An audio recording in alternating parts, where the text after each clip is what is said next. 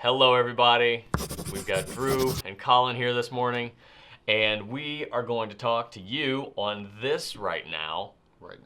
Right now, we're going to talk about this on right now, about large pens, because Colin, we got in OMAR. Opus This is 88 OMAR. Our new friend OMAR showed up, and OMAR is a big pen. Very big. I think we were a little surprised. Yes, Drew walked around with the 4 different ones, and he hands it to me, and just, it's such a hefty pen. I wasn't expecting that. It's not heavy, Well, but not heavy, but it's got heft. Like it's substantial. Yeah, for sure. And I think that we were a little surprised by that because first we carried the Opus 88 demonstrator, which at first they were calling this the Coloro alongside the other Coloros. We had the Coloros and the Picnics, and this was the big pen of the bunch and the most popular pen of the bunch. For sure. So then this guy came out, and I don't know, I guess I wasn't really expecting it to be so comparable. Yeah, and they really are. Look at that. I think it's beefy. Beefy is the word. We're gonna say beefy. It is a beefy pen. So that got us thinking, let's talk about some beefy pens. Yes. Because some people dig them. Oh yeah, I'm kind of a fan, mainly because I don't post my pens. Even the smallest pens that I have, I don't post. Even the small ones? I have an E95S, and I don't post it. You don't post your E95S? So it's like this big. That thing is literally made to be... I've used a Passaporto, and I don't post it. So there's just something about that extra step of putting it on the back. It's just a no-go. All right, hold on. That E95S, though, that's not posting. That's assembling the pen to its proper form. You're probably right. But it just didn't work for me. I'm maybe just a lazy person and couldn't do this. No. It does look great posted, very streamlined. But yeah. So these oversized pens, you don't have to post them, and they just fit very comfortably. I'm going to get you to trade me that pen eventually. I've been trying. We had a pen swap here, a couple months ago, and I had my eye on that. I have 40 pens. I'm like, Colin, come on, man. Which one? You're like, yeah. Now if I kept it going.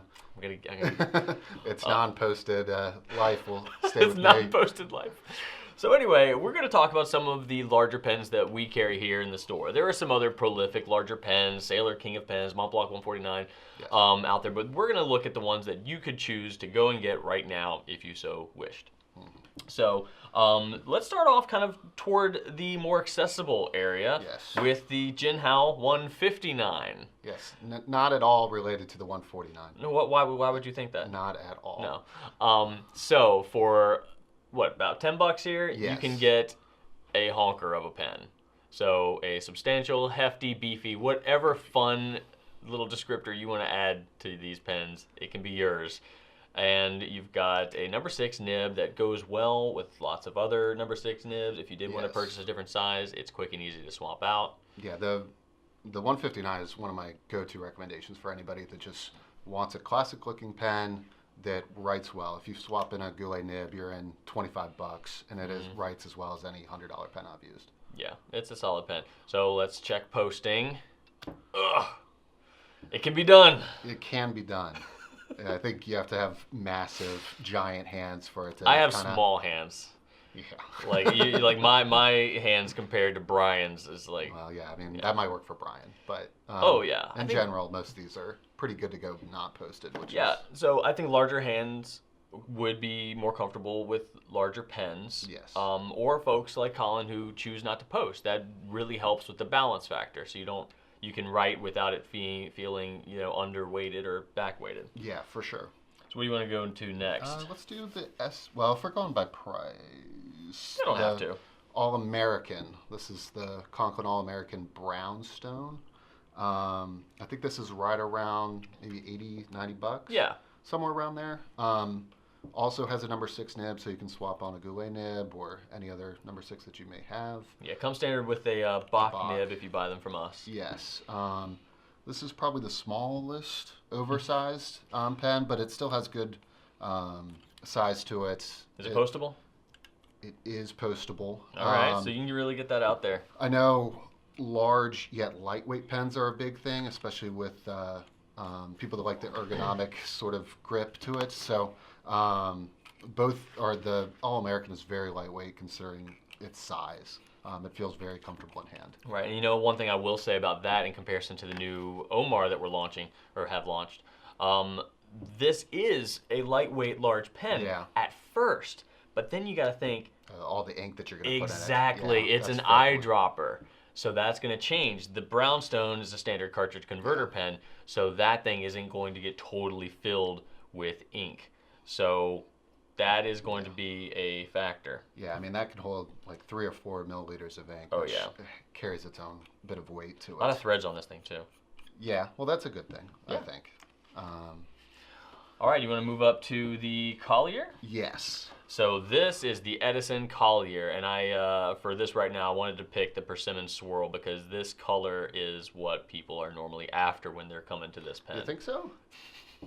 The antique marble is a beautiful pen as well. Yes, and I'm a big fan of the Burnished Gold. Yeah. I think that's probably one of the prettiest pens that we sell. I feel like the Persimmon Swirl it's just really unique. Yeah, no, and I think the Collier in general, I think we have 4. They all look great. Yeah, and this is definitely a larger pen, but it's been a mainstay of at least our Edison line for quite some time. For sure. This one does not post. So this is perfect for Colin. Yes. Because the fact that it is a little bit larger, it rests right where it's supposed to without having to post it. And again, it's a number 6 UFO nib. It writes beautifully. You're going to get a really consistent experience with this at about a $200 price point. Yeah, and I believe it's eyedropperable as well. It is. All Edison pens are eyedropperable, and they're all handmade in the USA, so that is important to note as well. Great pen. Fantastic. We have the Esterbrook St. They actually have 2 different sizes for the St. I think just normal, which is a little bit smaller, maybe about this big, and then the Oversized, which is a very big pen, I think. Very long, but also somewhat lightweight. You know what? Let me get a normal pen to compare to these guys. I was thinking about bringing a Metro, but I wasn't 100% certain what is your standard fountain pen. Yeah, no, I think Metro or Safari, something like that. So yeah, here we go. This is your average pen. So definitely larger. And I'll set this right here. One more time. Thank you. Yeah. Both width and length, it's much bigger. Yeah. Da-da-da-da. There it is, so you can see. Nice. Cool. All right. Also, a UFO nib.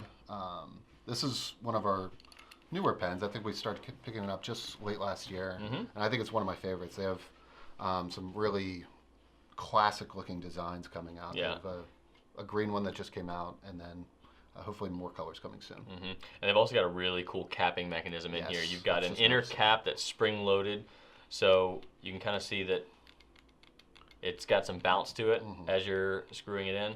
So you have to press and then screw. So that means that the inner cap, because it's being spring-loaded, is actually pushing onto the collar of the grip and giving you a nice firm seal at all times. Should we end it with the big yeah, daddy? let's bring it home. So here we have the Visconti Opera Master in comparison to the Pilot Metropolitan. So Visconti has a lot of big, crazy models. They've got the Jacques de Molay and a lot of really... Never even heard of that. That's the Knights Templar pen, if you've ever seen that thing. You've seen that. It comes with a sword. Yes. It's crazy. So Visconti has a lot of like gigantic, crazy pens. But as far as their normal line that you will see kind of made, throughout different variations, the Opera Master is their biggest variant. And we have an exclusive here at the Goulet Pen Company called the Luna, which you see here in this beautiful, beautiful blue sparkly magic happening here. And that is a big pen.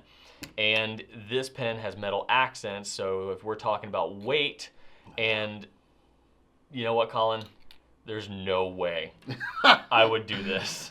Yeah, there's no way. That might be the longest pen posted that we have. I mean, it posts right on the knob, yeah. So there's no need for this. No. Like, I think even if you've got a very large hand, there would be no need to post this pen. You can if you want to. If you really wanted some weight on your palm, then you could go right ahead. But the fact that you do have metal accents and it is a double reservoir power filler, which is a vacuum filler, you're going to fill that whole barrel with ink, so you're going to get some extra weight that way. Yeah, I mean, that is probably the biggest and heaviest pen combo that we sell. Yeah. Yeah.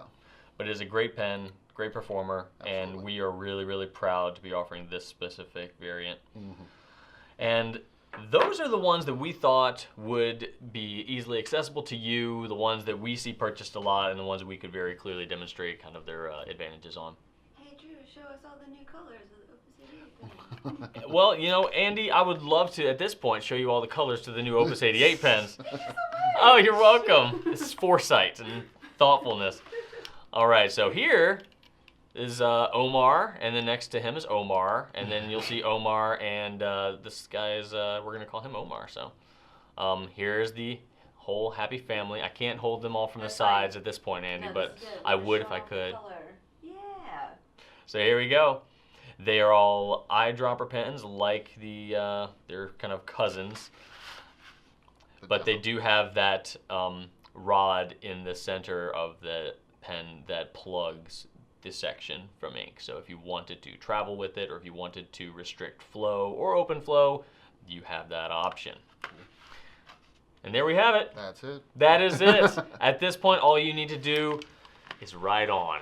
And have a great day. Right on.